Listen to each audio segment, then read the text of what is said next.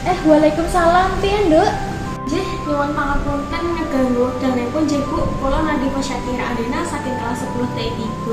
Nyuwun pangapunten lan nyuwun izin ngaturaken wekdal panjenengan kangge ndamel babagan kahanan kualitas negara Indonesia ing jaman kepemimpinanipun Bapak Presiden Prabowo. Saged boten nggih?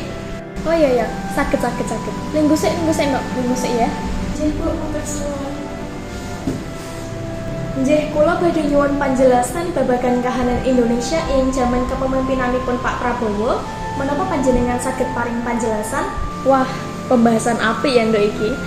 Ya iso Prabowo saiki dadi presiden anyar. Kahanan negara saiki isi proses transisi, nanging wis ana gebrakan-gebrakan awal sing penting nggo negarane iki. Menawi kados mekaten, gebrakan punapa kemawon ingkang sampun katindakaken dening pemerintahan Pak Prabowo niki nggih, Bu? Yo, salah sijine yaiku fokus neng ketahanan pangan lan industri militer. Dheweke kepengin supaya Indonesia luwih mandiri ora gumantung karo impor. Lajeng piye babagan ekonomi rakyat nggih, Bu? Menapa pemerintahan iki sampun dukung para UMKM lan rakyat alit? Yo, isi proses. Nanging yo wis ana rencana-rencana nyediakake bantuan modal lan pelatihan, tapi implementasinya durung maksimal, kudu dikawal bareng-bareng nek iki. Kula nderek sarujuk, Bu. Kualitas negara mboten namung saking pembangunan fisik, nanging ugi saking keadilan sosial. Menapa pemerintah sampun ndadekake punika? Bener kuwi. Prabowo janji arep ngurangi ketimpangan sosial, nanging yo butuh wektu lan kontrol saka masyarakat supaya ora mung janji tok. Lajeng babagan pendidikan, Bu.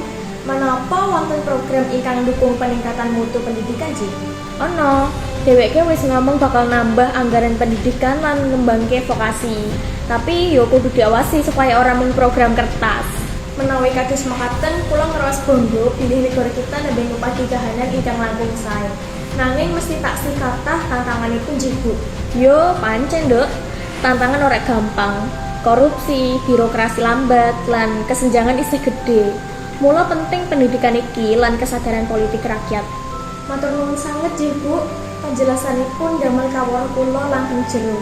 Mugi negari Indonesia tansah pinarang berkah lan kemajuan nggih, Bu. Yo. Amin, Nduk ya. Semangat terus sinau lan mikir kritis. Generasi kowe sing koyo ngene iki bakal nentokke masa depan bangsa mengko piye ya.